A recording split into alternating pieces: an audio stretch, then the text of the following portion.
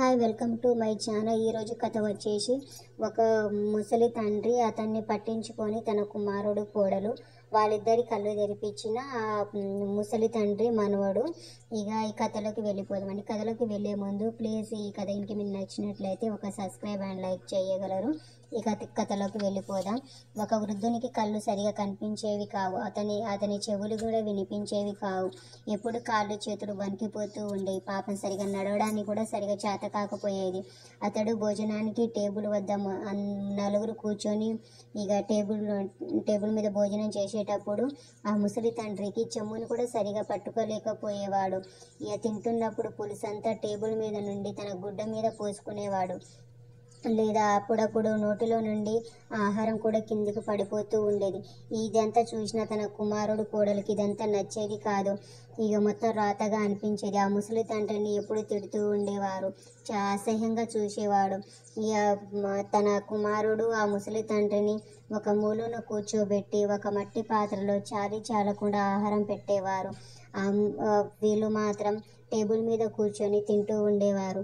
అది చూసిన ముసలి తండ్రి చాలా బాధపడేవాడు. టేబుల్ వైపు చూస్తూ కన్నీళ్లతో చూసేవాడు. ఒకనాడు అతని వణుకుతున్న చేతులు ఆ మట్టి పాత్రను కూడా పట్టుకోలేకపోయాయి. ఆ మట్టి పాత్ర చేయి నుండి చేయి జారి నేల మీద పడి పగిలిపోయింది. అది చూసిన తన కోడలు ఆ ముసలి తండ్రిని చాలా తిట్టింది. కానీ పాపం అతడు ఏమీ మాట్లాడలేదు. ఒక నిట్టూర్పు విడిచాడు. అక్కడి నుంచి కన్నీళ్లతో వెళ్ళిపోయాడు. తర్వాత అతనికి చెక్కతో చేసిన పాత్రలో అన్నం పెడుతూ ఉండేవారు. అదంతా చూసిన తన మనోడికి చాలా బాధగా అనిపించేది. ఏం చేయాలో అర్థం కాలేదు. ఎలాగైనా తల్లిదండ్రులకు బుద్ధి చెప్పాలని ఆలోచనతో ఒకరోజు అతని మనోడు నేల మీద పడి ఉన్న కొయ్య చెక్కలన్నీ ఏరుతూ ఉన్నాడు. అది చూసిన తన తల్లిదండ్రులు, ఏం చేస్తున్నావు, నువ్వు ఎక్కడ కొయ్య చెక్కలన్నీ ఎందుకు ఏరుతున్నావు అని అడిగారు. దానికి సమాధానంగా తన కుమారుడు, ఈ కొయ్య చెక్కలన్నీ ఏరి ఒక చెక్క పాత్రను తయారు చేస్తున్నాను నాన్న అని అన్నాడు సమాధానం. ఈ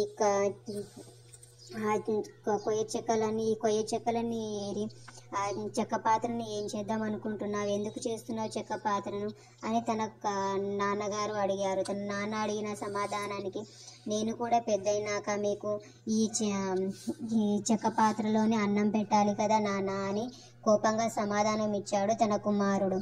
ఇది విన తన తల్లిదండ్రులకు ఏమనాలో పాలుపోలేదు. ఒకరి ముఖాలు ఒకరు చూసుకున్నారు.